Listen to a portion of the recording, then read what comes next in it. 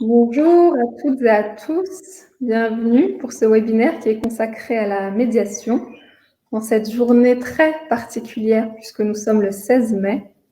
Donc pour ceux qui ne le savent pas déjà, rappel bref de l'histoire de la JVEP, Journée internationale du vivre ensemble en paix, qui est donc désormais célébrée chaque année, qui a été adoptée à l'unanimité par 193 pays de l'Assemblée générale des Nations unies le 8 décembre 2017. Donc, officiellement, cette journée existe depuis le 8 décembre 2017.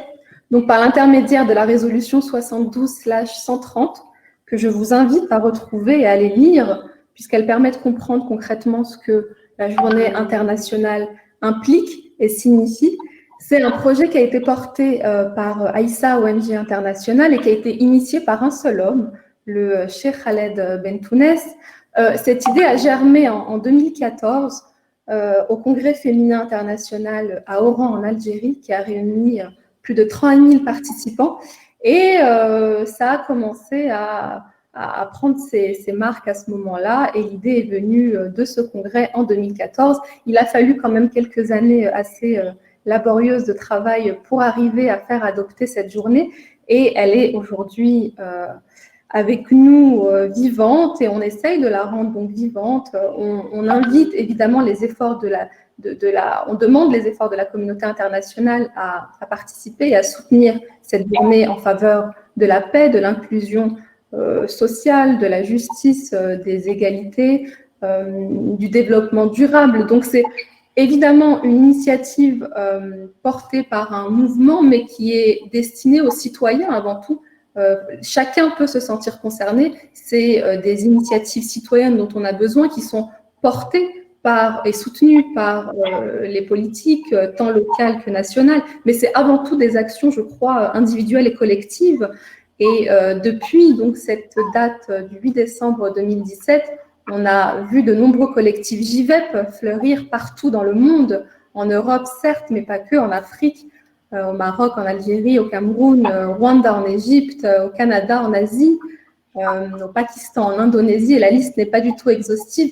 Chacun, tous les 16 mai, tente de faire un travail sur le terrain, un travail dynamique, de vivre ensemble en paix, de réconciliation de la famille humaine, par des activités vraiment très diverses. Ça peut être de l'enseignement, ça peut être des enfants, ça peut être très festif, ça peut être simplement une rencontre à un moment donné, une rencontre interculturelle dans un lieu. Chacun le vit comme il le souhaite, mais l'idée pour nous, vraiment, j'insiste, c'est que cette journée ne soit pas juste un événement, une journée parmi d'autres des Nations Unies, mais qu'elle puisse vraiment être vivante et que ce soit le début, un avènement à quelque chose de plus grand, un changement qui nous porte tous vers une réconciliation de la famille humaine, vers une culture de paix également. Ça, c'est un projet qui tient à cœur le Cheikh Khaled Bentounès et Aïssa ONG. On travaille énormément sur la culture de paix, sur l'enseignement de la culture de paix. Aujourd'hui, plusieurs écoles relatives qui sont en lien avec cet enseignement de culture de paix ont déjà vu le jour, ont été créées, fondées, 9 en Algérie, niveau petite section, une école de paix en réflexion au Maroc, à Casablanca, une école de paix publique en Hollande, qui est en cours de création et qui verra le jour en 2022, et plusieurs maisons de la paix qui également fleurissent un peu partout dans le monde, donc toujours avec cette idée de pouvoir enseigner cette culture de paix, de pouvoir vivre ensemble et également faire ensemble. On a des congrès internationaux qui ont permis de créer ce lien du vivre ensemble en paix. J'ai parlé du congrès féminin en 2014 qui a eu lieu à Oran. Je peux également parler de l'Andalousie. Andalousie, terre du vivre ensemble entre mythe et réalité. C'était en décembre 2018. On a réuni un certain nombre de participants, de jeunes notamment, plus d'une centaine qui sont venus de par le monde et qui ont pu passer un moment bref, mais très, très intense et très beau en cette terre andalouse, à Murcia. Donc, on a pu visiter, faire de l'histoire, revenir un peu sur tout ce qui a fait la grandeur de cette terre. Et évidemment, à un moment où toutes les traditions se sont rencontrées et ont réussi ce pari, ce challenge du vivre ensemble en paix, pour aussi pouvoir démontrer aux plus jeunes que c'est absolument possible de vivre ensemble malgré nos différences et malgré nos cultures ou nos coutumes qui ne sont pas semblables. Enfin, je citerai quand même l'adhésion de certaines institutions internationales. Je pense à l'Union africaine qui a indiqué vouloir appliquer la résolution de la JVEP. Je pense à l'Observatoire international des maires sur le vivre ensemble à Montréal, qui est donc un réseau de 50 villes et de capitales du monde entier, qui ont salué la proclamation de la JVEP, mais qui surtout ont décidé de l'instituer dans leur réseau pour garantir l'inclusion dans leur gouvernance. Et chaque année, une capitale regroupera les événements phares à l'échelle mondiale. Enfin, le Vatican, le pape François, qui lui-même, je le cite, a indiqué que cette journée pourra permettre la construction de ponts entre les hommes dans le respect de leurs différences et l'attention aux petits et aux pauvres, et favoriser ainsi l'avènement d'une véritable fraternité universelle et d'une civilisation de l'amour. J'ai été moins brève que prévu, mais je crois que c'était quand même important. Sophie, vous vouliez savoir un peu ce qu'il en était de la JVEP, de préciser tout cela. Enfin, je termine sur un point, les 17 objectifs de développement durable, puisque on s'inscrit pleinement dans cette vision et dans cet objectif. Un réseau informel Synergie 17 ODD a été créé. 17 objectifs de développement durable, pour ceux qui ne le savent pas, ont été adoptés par l'Assemblée des Nations Unies en 2015 et ils s'inscrivent parfaitement dans la vision qu'on apporte aujourd'hui, qui est donc dans celle de réussir à aider au changement, au mouvement à lutter contre les inégalités, à aider le climat et à prévenir la dégradation de l'environnement, à la paix, à la justice, etc. Ces 17 objectifs de développement durable qui sont censés être mis en place et mis en œuvre à l'horizon de 2030. Donc l'objectif est assez lointain, mais assez court tout de même pour le mettre en pratique. Nous nous inscrivons pleinement dans cette vision et dans cette volonté de faire évoluer les choses. Aujourd'hui, nous sommes ensemble avec pour thématique la médiation, qui est donc un processus éthique qui s'inscrit dans cette logique de vivre ensemble en paix. Donc c'est pour cela que je suis ravie de vous avoir toutes les deux pour pouvoir parler de ce thème qui va absolument, je crois, et vous me le direz, qui est en cohérence avec tout ce que je viens de citer auparavant, avec cette journée qui est très symbolique, mais qui doit être vivante et qui doit être plus qu'un symbole. Il faut réussir à y mener une action et à rendre cela très concret pour que ce soit vrai pour chacun d'entre nous. Alors aujourd'hui, pour en parler, Michel Guillaume-Hoffning, professeur des facultés de droit, responsable du master diplomatie et négociation stratégique à l'Université de Paris 11, présidente de l'Institut de médiation Guillaume-Hoffning, présidente de l'Union professionnelle indépendante des médiateurs, pionnière de la médiation depuis les années 80. Vous avez participé à la création de la première formation à la médiation en France et en Europe. En 20 ans, vous avez formé une grande partie des médiateurs en activité. Vos écrits ont inspiré de nombreuses formations.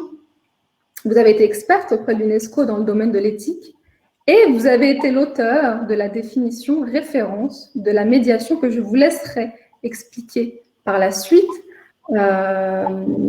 qui est très, très intéressante, très claire. Je vous laisserai le temps d'y revenir. Sophie Raby-Bouquet, bonjour. Merci également d'être avec nous. Vous avez fondé la Ferme des enfants et je crois que l'idée pour vous, concernant la Ferme des enfants, c'était de mettre en œuvre un nouveau système que vous ne retrouviez pas dans le système éducatif conventionnel. C'est une pédagogie originale à partir d'analyses de différents auteurs, je pense à Montessori notamment. Vous avez également créé un éco-village, le Hameau des Buis, qui pratique la pédagogie de la bienveillance au cœur d'un éco-village pédagogique en Ardèche, dans un cadre assez idyllique qui est complètement résolument tourné vers les enfants et les adolescents. Et un livre est également paru en 2011, La Ferme des enfants, une pédagogie de la bienveillance. À travers cet ouvrage, vous ouvrez des perspectives en livrant votre témoignage en tant qu'enseignante, pédagogue, mère et citoyenne.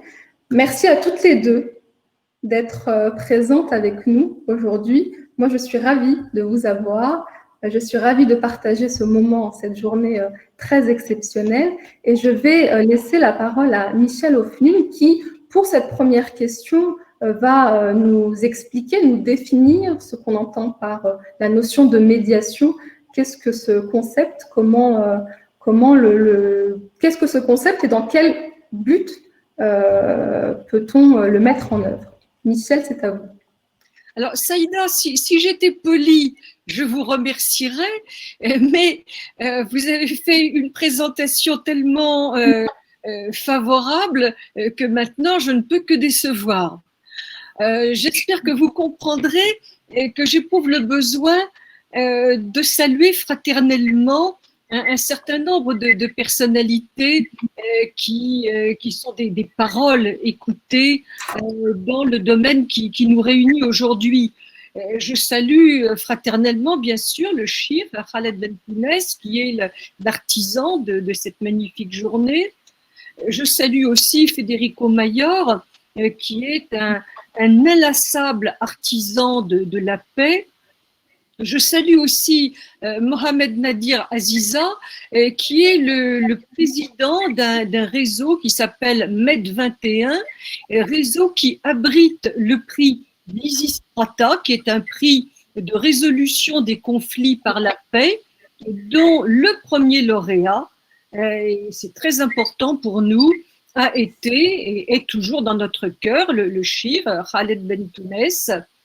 Et puis, je salue le centre UNESCO de Valence, cette terre d'Andalousie que vous avez citée, terre de rencontres spirituelles, qui héberge maintenant, et ça c'est une action concrète, la remise annuelle du prix Lysistrata. Mais surtout, ce que je salue, c'est cette société civile que la JIVEP a l'ambition de réunir. Alors maintenant, vous avez fait, je vous en remercie, allusion à la définition de la médiation. Je ne voudrais pas paraître une universitaire en tour d'ivoire qui présente une définition de la médiation chimiquement pure, déconnectée de la pratique. C'est pour ça que j'éprouve le besoin, en quelques mots, de vous expliquer comment je suis arrivée à la médiation. Parce qu'au départ, moi, je suis une pauvre juriste, je suis professeur de droit et signe aggravant de ma pathologie, j'ai rédigé une thèse de contentieux administratif. Donc voilà, je suis une professeure de droit. Alors cela étant, je ne voudrais pas mettre la médiation en concurrence avec le droit et la justice. Et ça, c'est un des plus grands dangers que la médiation fait courir à la paix. Si la médiation construit la paix sur l'idée que tout ce qui compte, c'est de se mettre d'accord en disant que la médiation, c'est mieux que le droit, la médiation, c'est mieux que la justice, c'est oublier que qu'est-ce que serait une société sans droit? Que serait une société sans la garantie des procédures dont toutes ont été construites sur le modèle de la Déclaration des droits de l'homme et qui aujourd'hui sont garanties par l'article 6 de la Convention européenne des droits de l'homme? Donc, mon itinéraire n'a rien à voir avec mon enseignement de professeur de faculté de droit, il a tout à voir avec les droits de l'homme. Il se trouve que quand j'étais encore bien jeune, j'ai rencontré Bernard Chenot, qui avait été ministre de la Justice du général de Gaulle. Donc, je vous parle d'un temps que c'est même pas les moins de 30 ans, c'est les moins de 60 ans ne peuvent pas connaître. Je vous parle d'une époque où je rencontre Bernard Chenot qui présidait Droits de l'homme en Europe et qui m'a fait l'amitié de me demander de devenir vice-présidente de ce mouvement Droits de l'homme en Europe. Et il se trouve que Droits de l'homme en Europe faisait partie de Droits de l'homme et Solidarité, qui est véritablement le berceau de la médiation contemporaine, celle que je vais m'employer à définir, en France et peut-être même en Europe. Je salue les amis belges et les amis luxembourgeois que j'ai vus s'inscrire dans la liste des participants. Donc, tous ces groupes belges, français, luxembourgeois, tout cela, c'est dans ce creuset. Et j'ai retrouvé dans votre présentation du GIVEP exactement l'ADN de ce que Droits de l'homme et solidarité voulait porter, faire des brèches dans les murs d'incompréhension et créer des passerelles.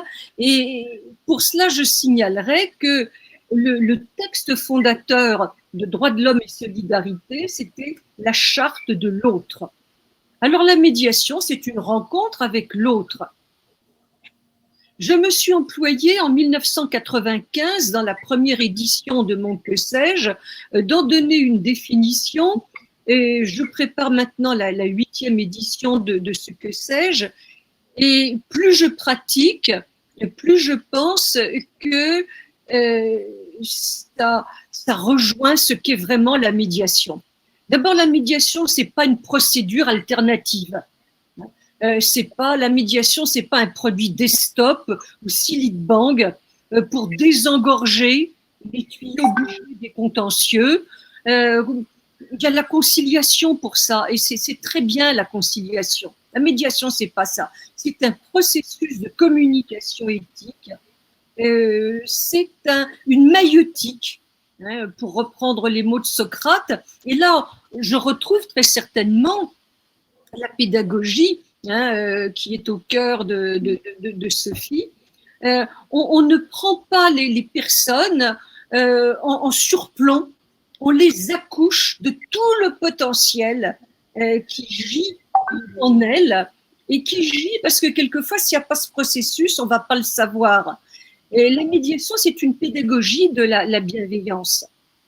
Donc, un processus de communication éthique qui a 4 fonctions, et ça va bien plus loin que l'évitement de la justice, le règlement à tout prix des conflits, et c'est avant tout de créer le lien ou de le recréer. On voit la pertinence pour le vivre ensemble et puis de prévenir les conflits. Hier, il m'est venu à l'esprit qu'au fond, la médiation, c'est une hormone de confiance. Et ça, à un moment où on cherche un vaccin contre l'épidémie, je reprendrai cette idée d'hormone de confiance parce qu'il nous faut un vaccin contre la haine qui va peut-être ressurgir avec le déconfinement. Donc, c'est un processus de communication éthique avec ces 4 fonctions. Et puis, deuxième critère de la médiation, parce qu'en tant que juriste, j'aime bien les critères précis.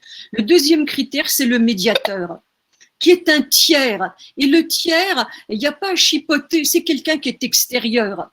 Ce qui nous prémunit de ce que j'appelle les médiateurs incestueux. Parce que la médiation, on va en mettre partout. Tout le monde, il est beau, tout le monde, il est médiateur. Ah oui, moi, mais la médiation, je la fais en interne, mais je suis médiateur naturel. Puis sans se former, c'est encore mieux. Donc, le médiateur, c'est un tiers extérieur, impartial, indépendant, et surtout, et là on retrouve la maïeutique, il est sans pouvoir.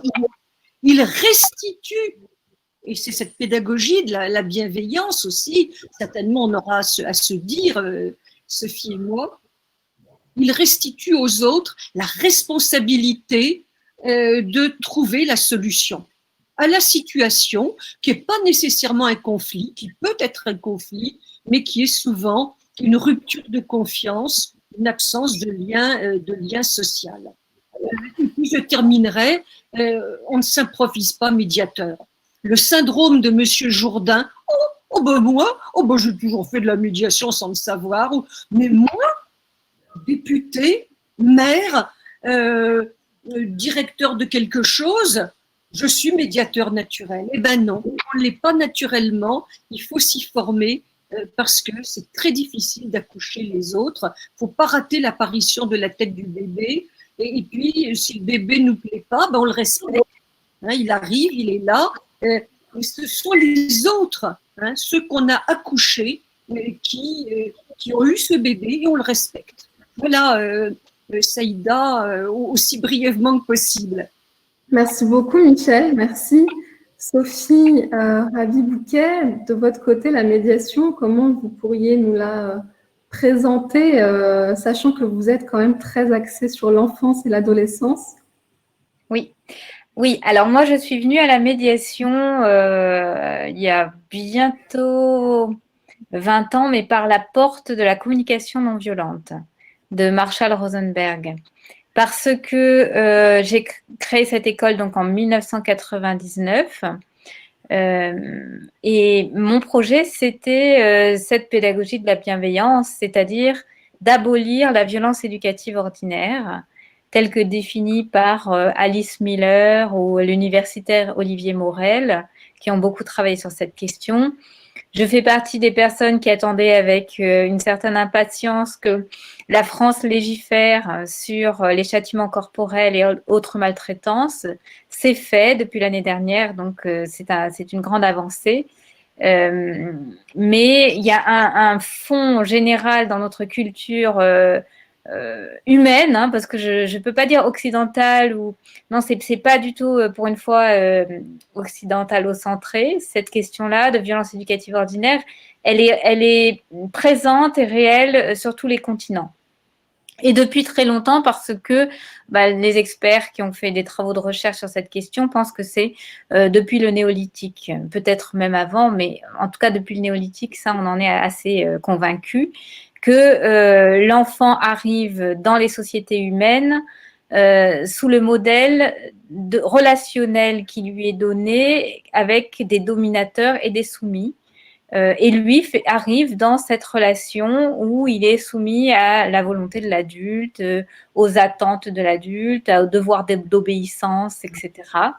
Et pour moi, cette violence éducative ordinaire est extrêmement toxique pour les sociétés humaines et je vais jusqu'à la rendre responsable de la plupart des ennuis qui nous accablent dans le monde, que ce soit sur le plan social, diplomatique, puisqu'on a parlé de diplomatie un petit peu, géopolitique, écologique, etc. C'est-à-dire que nous sommes dans une culture de la domination, nous sommes dans la culture du pouvoir et des relations de pouvoir. Donc, ce qui m'a intéressée en lisant Alice Miller notamment, qui est vraiment mon mentor et qui est vraiment une personne avec qui j'ai beaucoup appris, ça a été de voir s'il était possible de revenir à des fondamentaux que je ressentais intérieurement à la fois en tant qu'humaine et depuis toujours, parce que depuis enfant, j'ai ce sentiment profond que l'être humain n'est pas fait pour la maltraitance, même lorsque cette maltraitance s'appelle de l'éducation. Et donc, j'ai voulu mettre en œuvre une autre manière d'être, notamment avec les enfants, qui soit libre de cette relation de domination. Donc, que ce soit une rencontre entre des personnes sans agisme, puisque c'est un mot nouveau qu'on utilise de plus en plus, c'est-à-dire sans discrimination par l'âge. Donc, on se rencontre entre personnes, des personnes qui ont un instrument intérieur extrêmement élaboré, avec de l'empathie, des ressentis, des sentiments, des émotions qui lui permettent d'appréhender le réel et notamment la réalité relationnelle, le contexte émotionnel, etc. Mais aussi l'enfant qui apprend ce qui est bon pour lui en écoutant son guide intérieur, comme l'a décrit Maria Montessori. C'est pour ça que j'ai été tellement attachée à cette pédagogie et que je continue de l'être. Et tout cela m'a amené à un grand dénuement, une sorte d'impuissance face à mes propres comportements. J'avais ce projet et en même temps, je me sentais incapable de le mettre en œuvre. J'avais mes propres conditionnements éducatifs qui se transmettent de génération en génération depuis la nuit des temps et je ne savais pas comment faire.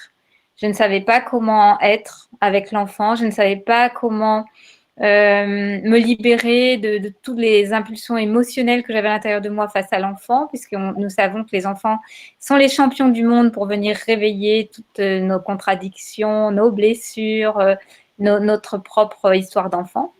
Et c'est pour ça que je me suis documentée et tournée très vite vers la communication non violente.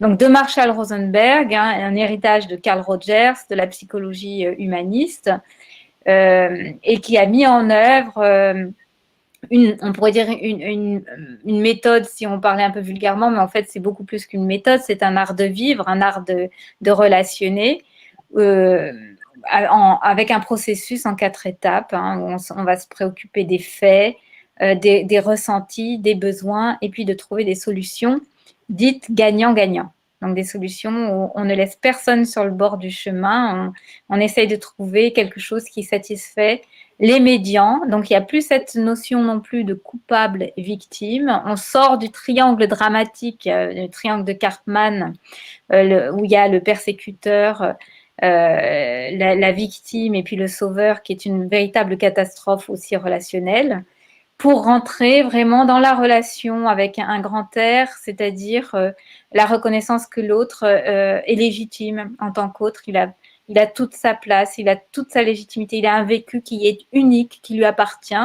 et que une écoute donnée à ce vécu-là est nécessaire pour avoir une relation authentique. Et donc le médiateur selon Marshall Rosenberg, est vraiment, comme l'a décrit Michel, c'est-à-dire vraiment dans cette neutralité, c'est un tiers qui a cette compétence de pouvoir véritablement écouter, sans projeter sur les médians justement un coupable, une victime, accabler qui que ce soit avec des fautes ou des sanctions, etc. Mais vraiment être dans cette écoute de ce qui est, hein, pour rejoindre aussi un autre homme qui m'a beaucoup inspiré, que j'aime beaucoup, qui est Jiddu Krishnamurti. Donc, voir ce qui est, juste la réalité de ce qui est. Et puis, pouvoir, à partir de là, développer. Donc, chez l'enfant, ça développe des compétences, bien sûr, relationnelles et sociales, et l'empathie. L'empathie pour soi, l'empathie pour les autres, qui est une base de cette communication non violente et de cette médiation, qu'on dit médiation CNV, hein, c'est-à-dire inspirée par ce courant de Marshall Rosenberg. Il y a d'autres inspirateurs dans mon histoire. Il y a aussi Thomas Gordon, qui est un autre Américain qui a aussi écrit plusieurs livres et inspiré de Carl Rogers également, et qui a aussi mis l'empathie au centre de la médiation. Et donc, je me suis d'abord formée à la communication non violente, et puis au bout de quelques années, eh bien, j'en suis venue à la médiation. La médiation n'était pas au centre de notre pédagogie les 15 premières années, elle l'est devenue en 2016 précisément, parce que nous avons rebaptisé notre école démocratique Girafe. Donc la girafe, en lien avec toujours ce même Marshall Rosenberg, parce que la girafe est l'animal symbole de la communication non violente et de l'empathie, puisque c'est un animal, l'animal terrestre, qui a le plus grand cœur par rapport à sa masse corporelle. C'est un animal qui voit de haut, donc il y a cette élévation, elle va regarder les situations avec de la hauteur, elle a de grandes oreilles qui lui permettent d'offrir une écoute de qualité. Et puis, elle ne parle qu'à bon escient, parce qu'il paraît que la girafe ne s'exprime que très peu avec ses cordes vocales, qui d'ailleurs, je ne sais plus si elles sont opérantes ou pas, mais en tout cas, elle ne crie que si son petit est en grand danger, par exemple, ou dans des cas très exceptionnels. Sinon, c'est un animal qui est plutôt dans l'écoute. Donc voilà pourquoi cet animal est devenu le symbole de la médiation CNV, de la communication non violente. Et bon, c'est un animal qui s'oppose à un autre animal qui est le chacal. Et le chacal, c'est ce personnage que nous avons tous en nous et qui se manifeste beaucoup dans la relation aussi, qui est piquant, qui est jugeant, qui est au fond blessé et donc qui n'arrive pas à s'exprimer d'une manière respectueuse ni pour lui ni pour les autres. Et puis donc voilà, qui a des mécanismes relationnels issus de cette même violence éducative ordinaire, de cette culture de la violence qui est la nôtre. Donc, ces deux personnages, le chacal et la girafe, sont très connus dans notre école. Hein. Tout le monde sait. D'ailleurs, il y a des petites phrases qui fusent comme ça dans le quotidien, comme oh ben là, tu me parles pas en girafe, hein, ou Essaye d'être un peu plus girafe, s'il te plaît. Voilà. Et donc, ça fait partie complètement de la culture de l'école. Au quotidien, il y a toujours un créneau de médiation, donc à partir de 11 heures tous les jours quasiment. Les enfants ont la possibilité de déposer leur demande de médiation dans une boîte prévue à cet effet.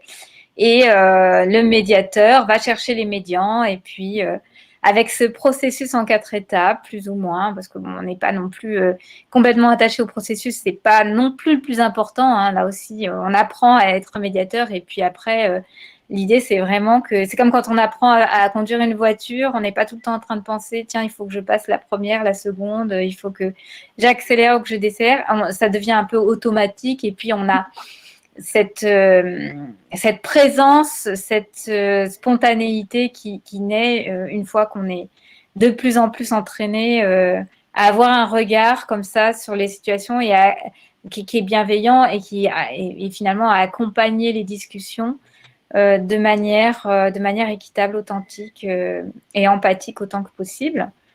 Ça ne veut pas dire non plus qu'il n'y a pas d'énormes émotions qui vont s'exprimer ou des jugements qui vont arriver dans la bouche des médians, mais ce n'est pas grave parce que c'est accueilli aussi. Je pense que Michel peut en parler plus en détail aussi de comment ça se déroule dans les faits, mais c'est vraiment un processus pour aider la communication, aider la relation à trouver une issue où il n'y a que win-win, où il n'y a que des gagnants, même dans les cas très, très difficiles. Alors moi, je suis aussi un petit peu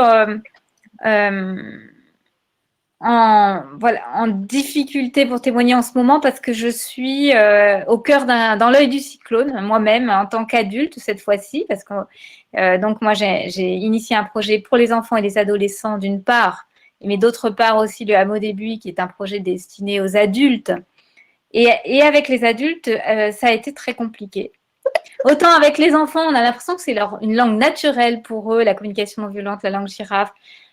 Ils restent enfants, c'est-à-dire que bon, ils vont s'exprimer dans la spontanéité. Il y a des gros mots parfois, des insultes quand ils sont en colère, etc. Mais il y a quelque chose de très évident pour l'enfant dans cette bienveillance que nous essayons de faire vivre au quotidien et qui leur parle droit au cœur. Ils l'absorbent, ils l'intègrent, ils trouvent ça normal et ça, il y a une très grande fluidité avec l'enfant. Avec les adultes, j'ai trouvé ça beaucoup plus compliqué et aujourd'hui, nous sommes, nous, au cœur d'un conflit que nous n'arrivons pas à résoudre malgré toutes nos intentions chartétiques, etc., entre adultes. Voilà. Et les enfants sont aussi victimes de cela parce que leur école est mise en danger, etc. Donc, en même temps, il y a une certaine cohérence dans tout cela parce que ce sont des adultes. Hein, nous sommes 54 habitants, dont 34 adultes sur ce lieu. Et les 34, nous avons tous subi la violence éducative ordinaire, appris la relation de domination. Quelques-uns ont appris sur le tard, comme moi, la communication non violente et puis les relations de bienveillance. On a aussi compris, on est plusieurs à avoir compris que si nous avons un travail à faire intérieurement pour pouvoir nous défaire de nos réflexes conditionnés et notamment de nos blessures qui nous font avoir des actes qui sont préjudiciables pour les autres. Mais néanmoins, voilà, mon expérience est très positive, excellente avec les enfants, mais je n'en dirai pas autant de mon expérience avec les adultes. Merci Sophie, merci beaucoup. On va revenir à vous, Michel. On a donc bien compris que la médiation, c'était un outil d'éducation aussi à la citoyenneté, aux droits de l'homme, à la citoyenneté démocratique. Est-ce que vous pourriez nous en dire plus, tant sur votre expérience que sur la manière dont ça se déroule concrètement, une séance de médiation? Partagez avec nous votre expérience de la médiation. Alors, avec plaisir et d'une manière qui nécessairement va être schématique. Tout d'abord, la médiation, comme elle repose sur la liberté, c'est parce qu'on vient librement en médiation qu'on va avoir un comportement responsable. Hein, le win-win, on ne le trouve pas dans un Kinder Surprise. Hein, le win-win, on va le chercher au prix d'un effort et d'une conduite responsable qui sort de la victimisation, du jugement, c'est l'autre le méchant. Il part d'un constat, j'ai affaire avec lui. Donc, il faut que je me mette en dialogue. Donc, le médiateur va commencer par s'assurer que la personne qui vient lui demander la médiation la veut vraiment. Parce que quand on vient vous demander une médiation, dans la mesure où aujourd'hui, il y a une labellisation de la contrefaçon de la médiation qui figure dans les textes, si vous lisez tous les textes qui ont été rédigés depuis 1995 en matière de médiation, c'est un synonyme de conciliation, voire même de conciliation obligatoire. Dis, t'es libre de venir en médiation, je t'oblige à venir en médiation. Donc, en général, il faut que le médiateur vérifie que la personne qui vient lui demander une médiation veut bien la médiation et veut bien payer le prix de la médiation, qui n'est pas nécessairement en argent, qui est en effort éthique personnel, cet effort d'empathie. Quand je dis que la médiation est un processus de communication éthique, ça tient compte du fait que le principe d'égalité, il est fictif. Tous les grands textes nous disent que les hommes sont égaux en droit, mais ils ne le sont jamais totalement en réalité. Alors que ce soit la dissymétrie qu'on trouve dans la phase éducative de notre vie, mais même en phase adulte, dans un milieu que je connais bien, qui est le milieu de la santé, il y a la parole du médecin et puis la parole du malade. Et même le médecin de bonne volonté, il est dans un pouvoir, il utilise des mots que le malade ne comprend pas toujours et qui ne va pas oser, donc il ne va pas oser demander l'explication. Donc, quand je reçois une demande de médiation, je m'assure que la personne, c'est bien de la médiation qu'elle demande, et puis je vérifie qu'elle la veut, parce que quelquefois, il y a une posture de médiation. Je veux montrer que je suis le gentil dans cette affaire-là. Moi, je demande une médiation, je vais pas en justice. Ensuite, le plus difficile, c'est d'essayer de faire venir l'autre en médiation. Parce que très souvent, ils sont en conflit, ou bien ils sont en non-relation, ils vont pas arriver bras dessous en disant on se déteste, on se parle pas, on vient vous demander ensemble la médiation. Donc le plus difficile va être d'une manière qui va respecter sa liberté et sa responsabilité de faire venir l'autre. Ça, c'est une étape. Deuxième étape, je reçois chacun en entretien séparé, confidentiel.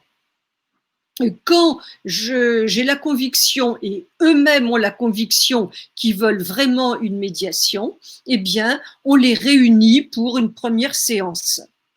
Cette première séance va fonctionner par le biais de questions. Quel est votre objectif? Quel est votre besoin? Quel est votre intérêt? Et on les fait parler.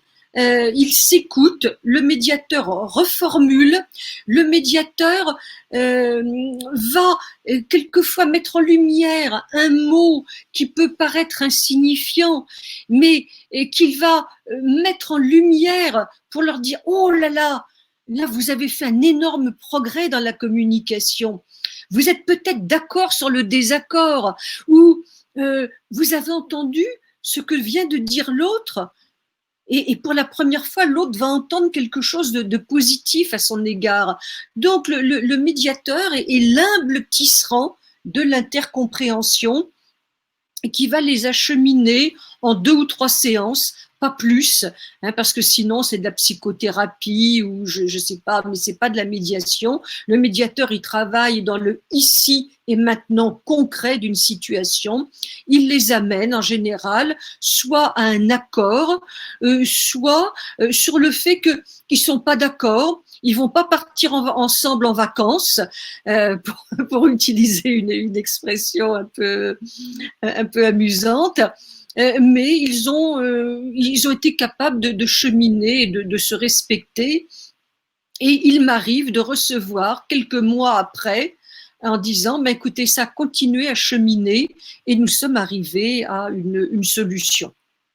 Là, en gros, comment ça fonctionne, une médiation. Mais en tous les cas, sans vouloir parodier Dark Vador, j'explique bien aux médiés, la puissance est en vous. Moi, je suis juste l'accoucheur, c'est pas moi qui ai mis la petite graine, c'est pas moi qui pousse, c'est votre situation, l'expert, c'est vous. Et quand on me dit, on vient vous voir parce que vous êtes professeur de droit, je dis non, là, c'est une erreur de casting. Moi, ce que je sais, c'est que je ne sais rien. Le maître pour un médiateur, il me semble que c'est Socrate. Il utilise la maïeutique, il sait qu'il ne sait rien. Voilà en gros, j'espère, Saïda, que vous qui avez suivi une formation, vous me trouvez pas trop caricatural dans la description de la manière dont se passe une médiation. C'est très clair, merci beaucoup Michel. Sophie, de votre côté, avec les enfants, vous avez donc parlé d'une médiation à 11h, c'est ça? Donc tous les jours, il y a un temps de médiation consacré aux enfants et on comprend qu'ils sont quand même beaucoup plus réceptifs que les adultes finalement. Donc quelque part, on intègre le mécanisme dans leur éducation. Donc très vite, ça devient naturel pour eux. Est-ce que vous sentez une évolution, une différence depuis cette pratique avec des enfants et si oui, quelles sont ces différences? Et est-ce que les enfants eux-mêmes véritablement réalisent l'enjeu, comprennent le mécanisme, ou est-ce que c'est très naturel et il n'y a pas besoin de mettre de mots ou de concepts intellectuels, ils le vivent simplement et ils le pratiquent sans pour autant réaliser complètement la démarche? Alors moi, je rejoins ce qu'a dit Michel sur la responsabilisation, c'est-à-dire que la médiation, c'est quand même un domaine très responsabilisant pour la personne, même pour un enfant. Donc ça lui demande un investissement, la médiation, ça lui demande du courage, ça lui demande vraiment d'aller s'exposer quelque part. Hein, quand on va en médiation, on affronte la relation. Il y a de la densité dans cette relation quand on est en médiation. Donc, c'est quand même pas quelque chose de si facile, notamment pour certains enfants.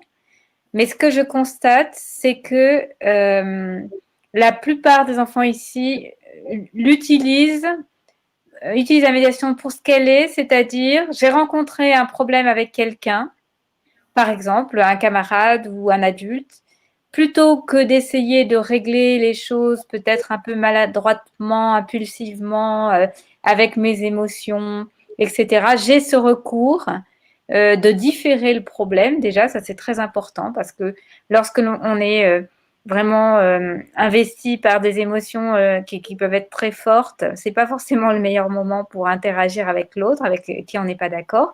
Donc, je peux déposer un peu mes émotions quelque part à travers ce message que je vais mettre dans la boîte, hein, cette demande de médiation. Je sais que ma problématique va être traitée. Et puis, donc c'est aussi une manière de faire le choix de plus en plus, hein, au fur et à mesure que les enfants prennent conscience de cet outil, de vraiment aller vers une solution où chacun va être entendu, où on va mettre des mots sur la problématique, on va dire ce qui s'est réellement passé, donc des faits également. Donc dévoiler le problème, hein, vraiment le poser au centre. Et puis, j'accepte aussi que l'autre, de faire une place à l'autre et à sa réalité. Donc, il n'y a pas que ma réalité qui compte, il y a aussi celle de l'autre. Et dans ce contexte collectif qui est une école, eh bien, j'apprends à vivre avec les autres et avec leur propre réalité, besoins. qui rejoignent pas forcément les miens, mais à partir desquels nous allons essayer de trouver des solutions qui sont compatibles, en fait. Hein. Donc, on va travailler cette notion de compatibilité des uns avec les autres, y compris dans des problématiques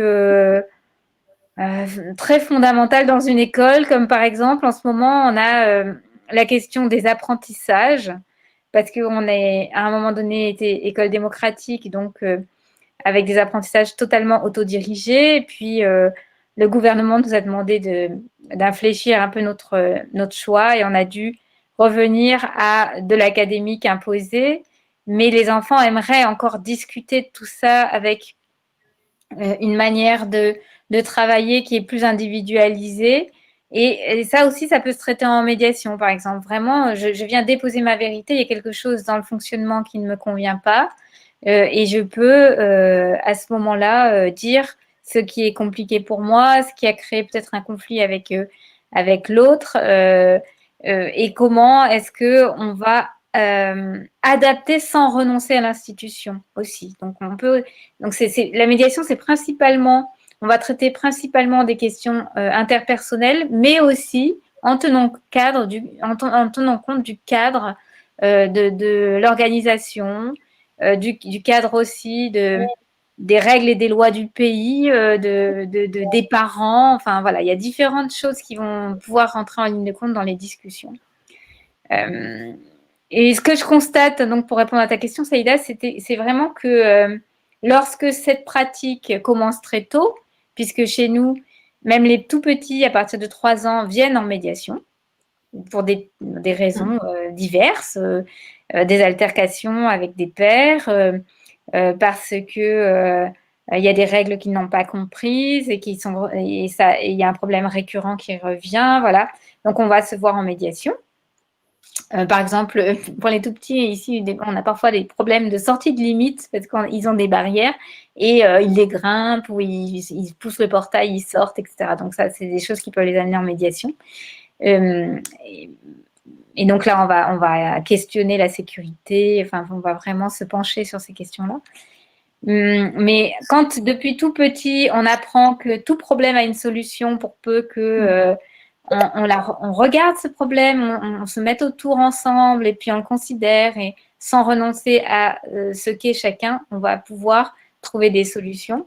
Ça devient très, très naturel. Et moi, j'ai 4 enfants, personnellement.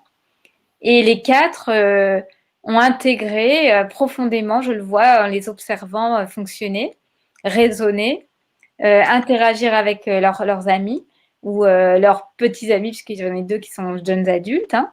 Je vois que ça fait complètement partie intégrante maintenant de leur manière d'être en relation. Et ça m'émerveille en fait. Je trouve ça extrêmement précieux, extrêmement juste, cette manière d'être les uns avec les autres. Donc, au-delà de la médiation. Parce que la médiation, c'est plutôt un espace clos, n'est-ce pas, Michel donc, on va créer un cadre assez protecteur avec les médians et puis le médiateur. Confidentiel, oui. Confidentiel également. Mais quand c'est dans le cœur d'une école, que c'est tous les jours et que les enfants s'habituent à ce type de langage, à ce type d'investigation relationnelle, à ce type d'écoute, à activer leur cerveau empathique, bien ça dépasse le cadre de la médiation après. Ça devient quelque chose de beaucoup plus comme un art de vivre, comme disait Marshall Rosenberg, c'est-à-dire une manière d'être aussi. Donc, dans notre cadre, ça va pousser à une manière d'être les uns avec les autres. Merci Sophie. Michel, comment mettre en pratique la médiation dans une société telle qu'on la connaît, très individualiste? Comment la mettre en avant? Comment faire entendre aux gens que c'est un processus qui va avant tout les servir? Alors, d'abord, il faut la faire connaître. Et là, on se heurte à un vrai combat à mener. Il y a un vrai combat à mener parce que quand, depuis les années 95, vous avez des lois qui confondent médiation et conciliation, quand ça n'est pas arbitrage, ou négociation ou régulation. Comment voulez-vous faire connaître la médiation? J'ai un ami qui est magistrat, qui s'appelle Abder Haït Wali, et qui un jour m'a dit, Michel, le problème, c'est que les gens ne savent pas ce qu'est la médiation. Ils s'amusent, quand ils rencontrent des jeunes, à dire, vous savez ce que c'est que la médiation? Et alors là, alors il a créé une chanson qui s'appelle on a besoin de médiateurs. Bon, c'est une voie d'entrée, la chanson. C'est une voie d'entrée. Moi, j'essaye avec mes bouquins, j'écris un que sais-je. Ça peut se mettre à la poche arrière d'un short pour aller sur la plage quand on pourra retourner sur la plage. Et ce que sais-je, il va être traduit en arabe par un docteur qui a fait une thèse sur la médiation sous ma direction, docteur Shadi Sahad, qui traduit le que sais-je en arabe. Bon, donc il a été traduit en brésilien. Donc voilà, écrire, définir, s'exprimer comme vous m'en donnez l'occasion aujourd'hui, c'est un moyen. Mais quand la contrefaçon tue l'original, c'est très, très, très difficile. Et donc là, moi, je crois beaucoup à la pédagogie, à la formation. Alors, la formation dès le plus jeune âge, ou alors, comme a commencé à le faire Aïssa, je crois que c'est très bien, les scouts. Je crois que si les scouts de toute sensibilité spirituelle, y compris les scouts laïques, se formaient à la médiation, pour reprendre l'image du savant grec, qu'on me donne un point d'appui et je soulèverai le monde. Donc voilà, je crois que c'est ça. Et comme la médiation, elle avait surgi de la société civile. Moi, je parle des humbles tisserands de l'intercompréhension. Je suis compagne de route des femmes relais, les médiatrices sociales interculturelles qui sont issues du Maghreb ou de l'Afrique subsaharienne, qui œuvrent dans les banlieues pour éviter que les haines, le non-dialogue pourrissent les banlieues, eh bien, je crois que c'est par là qu'il faut faire. Alors, en revanche, vous savez, Saïda, je suis souvent d'accord avec vous. En revanche, le mot individualiste ne me paraît pas un obstacle à la médiation. Parce que je m'en rends compte quand je vais dans des pays où l'individu est pris dans un réseau extrêmement enfermant qu'est la famille. Il est très, très difficile qu'il accède à la médiation. Parce que quand il essaiera de parler, il n'arrivera pas à parler pour lui. Et en médiation, la médiation est un processus qui repose sur la liberté, la responsabilité individuelle des personnes concernées. Donc, le mot individualisme a pris une connotation péjorative. L'individualisme est devenu synonyme d'égoïsme. Je vais le dire d'une manière schématique, un peu abrupte, mais ça aide en pédagogie. Tout pour ma gueule. Hein. Bon. Ben, c'est pas ça l'individualisme. Je vous ai dit que je suis professeur de droit. Tout le dispositif des droits de l'homme repose sur l'individualisme. C'est l'individu qui est dépositaire de droits. C'était la rupture avec l'ancien régime où c'était le groupe qui était titulaire de droits. Et donc, c'est parce que nous sommes des individus que nous pouvons aller en médiation avec l'autre. Donc, voilà, il y a un équilibre vraiment à chercher. Hein. Et ça, c'est la communication non violente. Il faut savoir qui on est en tant qu'individu pour être psychiquement capable d'aller en médiation. Et puis, il faut que l'État français en particulier, fasse un moratoire législatif, qu'il enlève le mot médiation de toutes les lois adoptées depuis 1995, qu'il remplace ça par le mot conciliation, et ça nous fera des vacances. Nous, les médiateurs, on pourra enfin, la société civile pourra récupérer ce qu'elle a engendré pour vivre ensemble en paix. Merci Michel. Pour compléter cette question, et je donnerai la parole à Sophie juste après, sur la situation très exceptionnelle que nous vivons tous en ce moment, la pandémie Covid-19 que l'humanité connaît depuis maintenant quelques mois. Comment répondre à cette situation par la médiation? Qu'est-ce que la médiation peut apporter à ce type de problématique?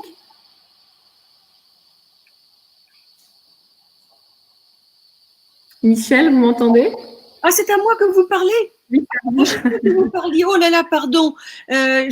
Faut vous dire que j'ai des problèmes de réseau et je surveille comme le lait sur le feu. Je vais faire comme dans le sketch des inconnus. Vous pouvez répéter la question?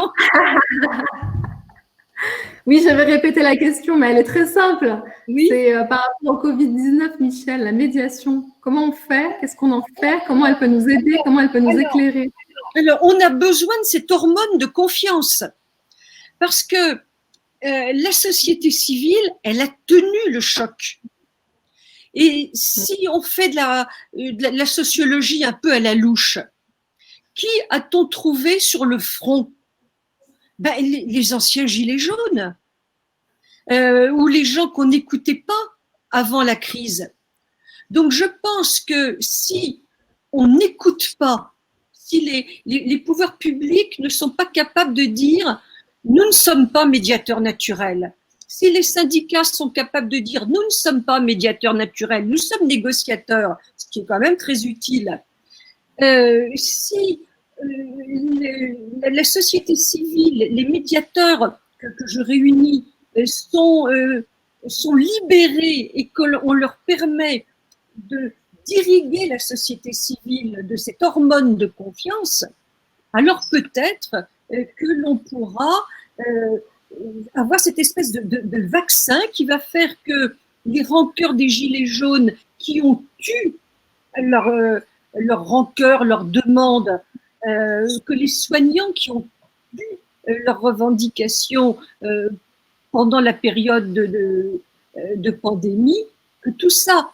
ressurgisse, attisé, que les langages de haine soient attisés.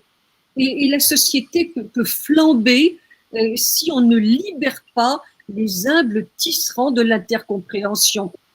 Et comme je vois qu'on s'achemine vers la conclusion, moi je lance un appel à la société civile. C'est nous qui avons engendré la médiation.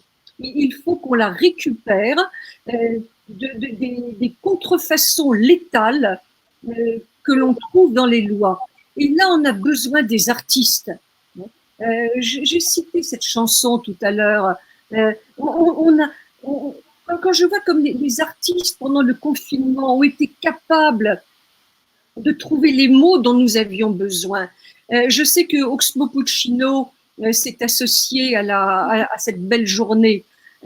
Humblement, je lui dis, aidez-nous à faire comprendre ce qu'est la médiation. De même que Abder a fait une chanson pour expliquer on a besoin des médiateurs, qu'ils nous rejoignent, qu'ils nous aident. Vraiment, j'en serais très reconnaissante.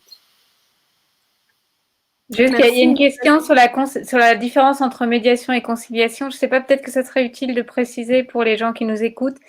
Oui. Michel, alors la conciliation, c'est très respectable, c'est très utile. Mais c'est pas la médiation. La différence, elle est simple. Elle tient en deux mots. D'abord, il n'y a pas de conciliation s'il n'y a pas de conflit. La médiation, c'est le mode amiable de règlement des conflits.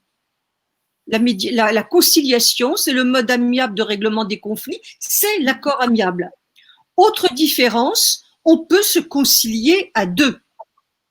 On peut aussi se concilier avec un faux-né. Hein. Quand le pseudo-médiateur de votre banque, qui est nourri, logé, blanchi par la banque, vient, en réalité, il fait partie de la banque. Bon. Donc, on peut se concilier à deux. En revanche, on ne peut pas se médier à deux. La médiation, elle est ternaire dans sa structure et son résultat. Et donc, première différence, pas de médiation sans vrai tiers extérieur et pas de médiation. La médiation, elle n'est pas uniquement un produit desktop ou Silitbang, hein, comme je l'ai dit, pour désengorger. C'est pas qu'un mode de règlement des conflits. Elle est avant tout création, recréation du lien, cette hormone de confiance, et par là même, elle prévient les conflits. Et pour plus d'explications et de définitions, Michel, votre livre, Le que sais-je, est parfaitement clair et reprend absolument toutes les notions. Donc on peut aussi ça sonne chez moi, on peut aussi le conseiller à tous ceux qui veulent plus d'explications sur la médiation. Oui, je pense qu'il est lisible. En dehors de son format de poche qui va dans la poche du short. Et puis maintenant, je vous dis, il est traduit en brésilien et les Portugais peuvent le lire. Il y a quand même, ce sont pas deux langues étrangères, le portugais et le brésilien. Et il va être traduit en arabe, donc par Shadi Saad. Merci Michel. Sophie, sur le Covid-19, sur la situation, quelle réponse apporte la médiation, notamment avec les enfants? Je vais éteindre cette sonnette. Quelle réponse vous arrivez aujourd'hui à apporter aux parents qui, je pense, sont affolés de tout cela? Est-ce que la médiation est un processus qui vous permet aujourd'hui d'arriver à trouver des réponses? En tant qu'art de vivre, oui, parce que c'est un regard sur le monde et un regard sur le conflit. Moi, ce que j'aurais aimé peut-être, c'est voir des médiations entre des gens qui se sont exposés médiatiquement et qui étaient complètement en désaccord. Ça aurait été passionnant de les voir médiatiser pour voir à quoi on arriverait finalement. Parce que peut-être, ce qui est très surprenant avec la médiation, tout de même, c'est que parfois, nous avons l'impression que l'autre est tellement loin de nous, presque un ennemi redoutable, dangereux, inaccessible, etc. Et en fait, les besoins qui sont derrière les comportements, eux, sont universels et puis nous rapprochent les uns des autres parce qu'on peut toujours être dans la compréhension du besoin de l'autre, même quand ces comportements nous hérissent au plus haut point ou nous sont très désagréables parce que on les considère comme dangereux ou je ne sais quoi. Au fond, des gens qui peuvent avoir des comportements et des actions opposées peuvent avoir derrière le même besoin. Et c'est ça qui est extraordinaire. Parce que du coup, ça nous ramène à une forme d'humanisme universel qui nous permet d'imaginer qu'on pourrait, non pas s'entendre, mais au moins se comprendre et trouver des solutions avec des gens qui sont totalement opposés à nous. Et ce qui nous permet aussi d'envisager cet outil-là comme très efficace pour affronter un avenir qui se dessine peut-être avec beaucoup de communautarisme, d'extrémisme, enfin tous les mots en isme qu'on connaît. Et la médiation pourrait permettre éventuellement de trouver des accords et une forme de lien universel au-delà de toutes ces différences qui ont l'air presque insurmontables tellement il y a de relief actuellement de plus en plus tout autour de la planète. Donc, c'est un trésor pour l'humanité. Hein, c'est un trésor pour l'humanité. Après, moi, je suis un peu effarée qu'il ne soit pas plus démocratisé, connu, utilisé. Alors, je serais très curieuse aussi de savoir si en diplomatie, cet outil-là est vraiment validé ou non, parce que lorsqu'on voit l'état de certaines relations internationales, on peut se demander.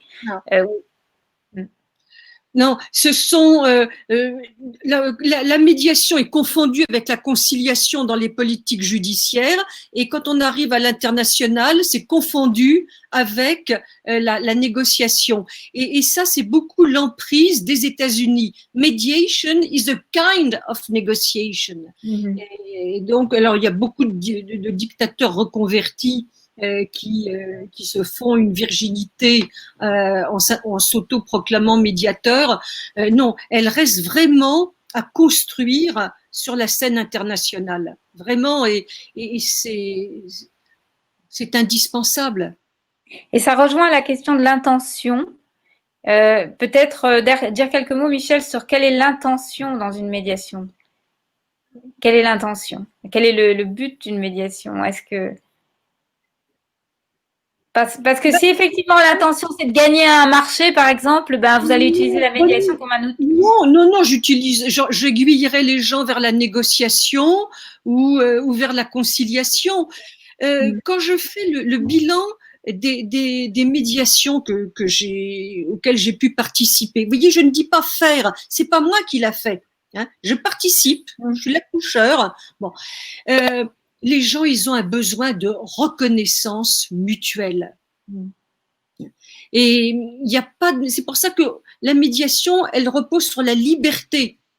Je ne t'aime pas, mais je reconnais que j'ai affaire avec toi. Et d'ailleurs, en cours de route, j'ai retrouvé ça dans ce que vous avez dit. En cours de route, on voit que il y a une espèce de conversion qui se fait. Et là, on peut assister à des assauts de générosité. Je t'ai reconnu dans ton humanité, je passe de la sidération à la considération. Cette phrase, elle est de Gabriel Nissim, qui est un des lauréats du prix Lysistrata. Je passe de la sidération à la considération. Voilà, c'est ça qui se passe en médiation. Et alors, c'est pour ça que ça ne peut se faire que d'individu à individu. C'est-à-dire, c'est moi, avec mon ressenti d'individu, qui, à un moment, rencontre un autre individu et le reconnaît. C'est une différence avec la justice. Les grands criminels de guerre commencent toujours par dire « je ne reconnais pas la légitimité de ce tribunal ». En médiation, on reconnaît l'autre. Je vois juste qu'il y a une question. Est-ce que les médiateurs… On y va sur les questions des participants. Il nous reste quelques minutes et on y va. On va maintenant arriver aux questions des internautes. Une question donc pour vous, Michel, dans un processus de médiation, comment dépasser la tendance naturelle humaine à voir toute relation comme un enjeu de pouvoir où prime souvent le besoin d'avoir raison et de préserver ses intérêts? Alors, ça se fait dans les entretiens séparés. Dans les formations à la médiation que j'ai mises au point, j'explique qu'une médiation, elle n'est pas toujours réussie, mais on est sûr de la rater si le médiateur ne se pose pas des questions d'une manière cohérente. Et la principale question, c'est ils me demandent une médiation, mais est-ce que c'est vraiment ça qu'ils veulent sincèrement?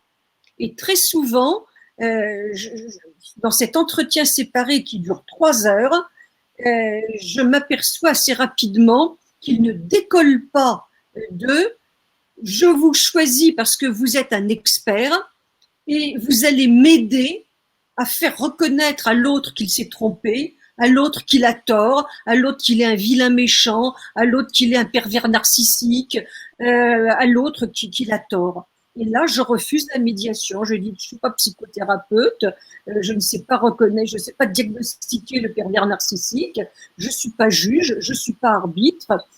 Quand vous venez en médiation, vous venez avec la volonté d'entamer avec quelqu'un un processus de communication où moi qui n'ai pas de pouvoir, j'ai quand même la responsabilité de donner à la parole de l'un la même dignité que la parole de l'autre pour que l'un écoute l'autre. Et je reformule pour m'assurer qu'ils se sont entendus au double sens du mot. Le mot entendre, il veut dire sensoriellement que ça frappe le tympan, mais entendre, ça veut dire aussi comprendre.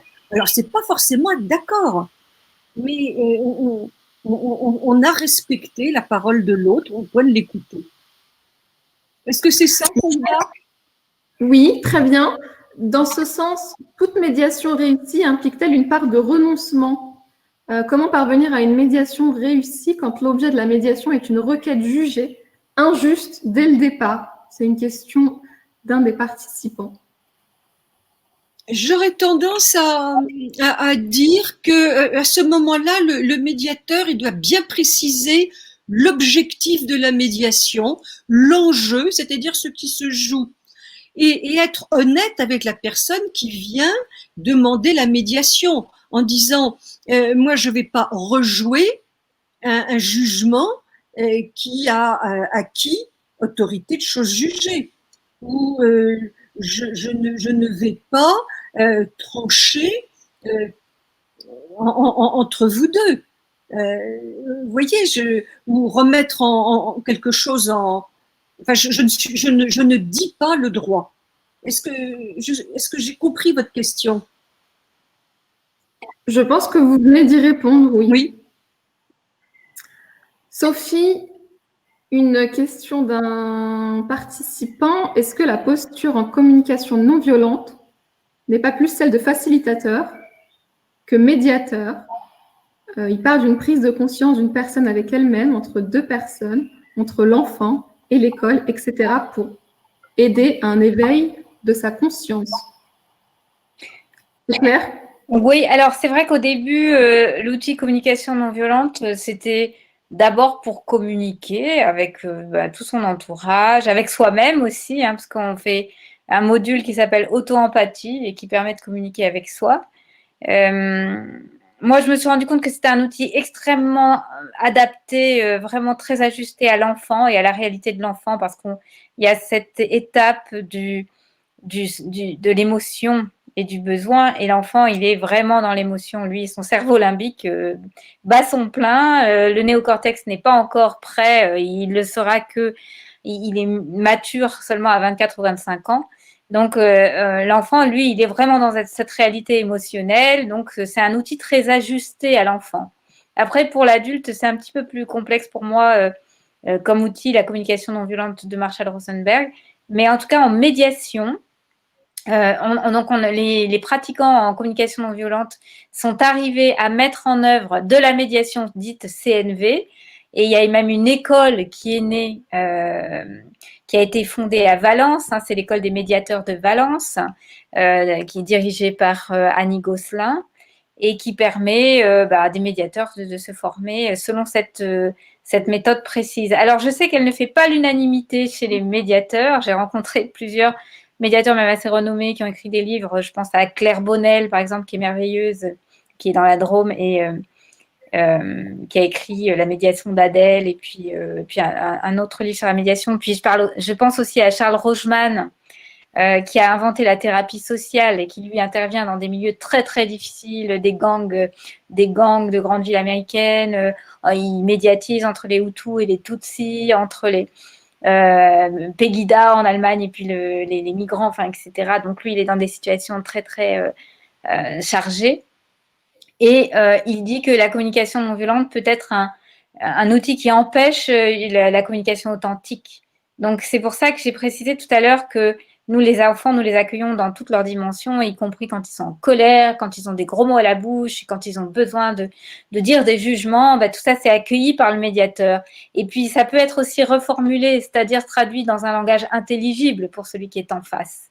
Et c'est là que la communication, la langue girafe, hein, la CNV, est très précieuse parce qu'elle nous permet de traduire d'une manière intelligible qui ne fait pas mal à celui qui l'entend ou qui en tout cas est plus correctement dite parce que la personne prend plus la responsabilité de ce qui l'anime et l'autre n'a pas à se sentir coupable ou responsable de cette parole qui parfois est un peu venimeuse ou excessive. Donc, non, la CNV, c'est vraiment les deux. C'est en même temps un langage du quotidien que l'on peut utiliser. Toute notre équipe pédagogique est formée, par exemple. Hein.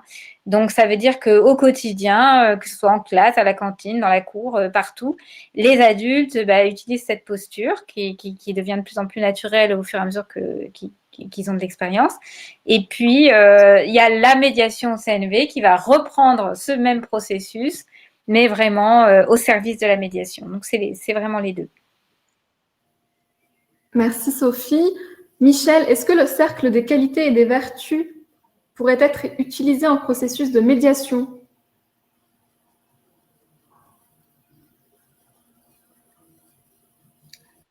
Oui, je pense, de même que la communication non violente, dans tous ces modes qui cherchent à apaiser, il y a des techniques qui sont communes.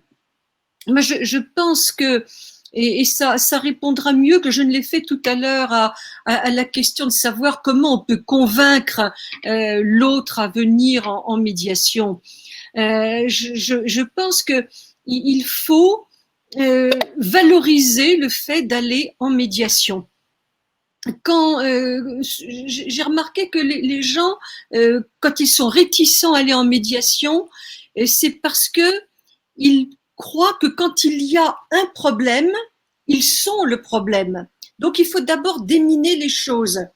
Aller en médiation, c'est pas reconnaître que vous êtes le problème, c'est reconnaître qu'il y a un problème, qui est avant tout une situation, et soit je laisse les choses filer et je vais être rattrapée par ce problème que je n'aurais pas su à temps de manière responsable affronter. Vous voyez, je pense que c'est en ayant un langage de déminage de culpabilité. Un problème ne veut pas dire que vous êtes le problème. Il y a un problème. Et puis, en adulte, eh bien, en adulte responsable, je l'affronte avec l'autre, mais comme l'a dit Sophie, c'est pas confortable d'aller en médiation. Il faut du courage. Et ça se valorise. Et pour convaincre l'autre de l'intérêt à aller en médiation, il faut que je le regarde comme un partenaire. Et donc, jamais en médiation, je n'utilise le mot parti. Je pense que pour convaincre l'autre, c'est de dire, voilà, il y a une situation, essayons de l'affronter en adulte responsable. Alors voilà, Sophie, je suis consciente de ne pas vous avoir bien répondu, là, Saïda, juste pour dire qu'il y a beaucoup d'outils communs. Il y a beaucoup d'outils communs. Sophie, est-ce qu'on peut considérer, est-ce qu'on peut dire que la communication non violente est un complément et un moyen de mieux réinterpréter et traduire la communication libre et non réfléchie? Tout à fait.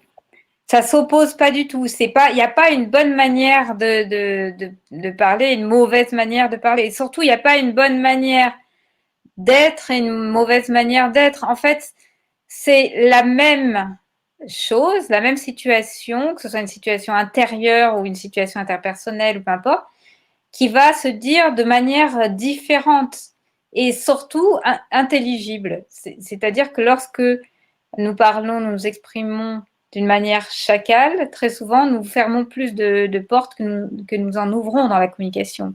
Parce que l'autre va se sentir agressé, il va se mettre sur la défensive, souvent même quand il ne va même pas entendre le problème, ou il va être tout de suite en réaction. Donc le message ne passe pas. Donc l'idée de la communication non violente, c'est de pouvoir exprimer cette même situation, cette même chose, ce même état, mais d'une manière qui est intelligible et qui est ajustée, qui est juste, c'est-à-dire une manière aussi dont je prends la responsabilité de ce qui m'arrive en parlant de cette manière-là. Je parle de moi en disant je parle à la première personne, je mets des mots sur ce que la situation me fait vivre à l'intérieur de moi. Donc, c'est comme si je ramène la vérité de cette situation à mes sens, à mes ressentis, à mes perceptions qui sont subjectives. Donc, il y a vraiment une très forte subjectivité. Et d'ailleurs, ça me fait rebondir sur ce que disait Michel tout à l'heure, avec lequel je suis très en accord, c'est que on a tendance à voir l'individualisme comme quelque chose de négatif, d'égoïste, etc. Mais on est vraiment dans une ère où, pour pouvoir prendre ses responsabilités et pour pouvoir agir plus justement dans ce monde, c'est hyper important que chacun de nous puisse arriver à se connecter à soi et à prendre la responsabilité de ce que le monde nous fait vivre à l'intérieur. Et que le seul moyen de faire ça, c'est de tourner le regard vers l'intérieur, vers ce qui se passe en nous, et de pouvoir parler de ça. Ça ne veut pas dire qu'on se coupe des autres, que les autres ne nous intéressent plus, pas du tout. Mais c'est une base essentielle pour pouvoir être avec les autres. C'est pourquoi notre école, elle est vraiment aussi fondée sur l'auto-déploiement, sur l'auto-réalisation, sur les apprentissages auto-dirigés. Et cette grande part qui est laissée à apprendre à nommer ce qui se passe à l'intérieur de moi, comment je me sens, quels sont mes élans, quel est mon vécu, etc. Et j'observe que ça ne fait pas du tout des êtres égoïstes, bien au contraire, ça fait plus un être est connecté à lui-même, qu'il se connaît, qu'il sait ce qu'il veut, comment prendre sa responsabilité dans le monde, et plus il va être un acteur qui va partager ce qu'il est et qui va pouvoir aussi recevoir ce que sont les autres. Finalement, oui. Mais beaucoup. Oui, Michel. Oui, tout à fait, Sophie. C'est comme le mot égo. Hein. Le mot égo est devenu totalement péjoratif, mais ça veut dire je suis. Et si je ne suis pas, comment puis-je être avec l'autre? On est bien obligé d'exister pour exister à l'autre. Complètement. C'est ça. Je vais vous laisser conclure l'une et l'autre. Un petit mot pour la fin. Il nous reste 6-7 minutes. Donc, vous avez le temps, Michel, de nous faire une conclusion. Moi, ce que je dirais, c'est qu'une journée comme celle-ci, elle est très précieuse. Je pense que en plus, elle est démultipliée dans plusieurs pays. Et ce qui sera intéressant, je suis certaine que Aïssa va regarder tout ce qui s'est passé en même temps. Je crois que là, on a un moyen de recapitaliser les pépites qui se trouvent dans la société civile. Nous sommes dans des sociétés où le mot communication est devenu synonyme de message non éthique. Quand quelqu'un dit on va communiquer, eh bien, en réalité, il veut dire je vais faire comprendre à l'autre que j'ai raison. Et là, ce qu'on appelle aujourd'hui un bon communicant, c'est, si vous me permettez une autre expression un peu triviale, c'est un bon gaveur. C'est-à-dire quelqu'un qui va émettre un message descendant, voire condescendant, hein, l'expression est de Pierre Zemmour, et il va choisir sa cible. Hein. Quand les bons communicants communiquent, font une campagne de communication, ils choisissent une cible. Et rien que pour ça, ils montrent qu'il viole le précepte de base de Kant. L'éthique de Kant, c'est ne jamais prendre l'autre pour un instrument, le prendre pour une finalité humaine égale à moi. Donc, je pense qu'une journée comme celle d'aujourd'hui, démultipliée dans tous les pays concernés par les Nations Unies, c'est un vrai trésor qui devrait permettre de renverser la table, de faire que cette communication descendante, condescendante, les sociétés civiles se la réapproprient en disant, ben voilà, nous ne pouvons rien faire si on ne considère pas l'autre. cette hormone de confiance dont j'ai parlé.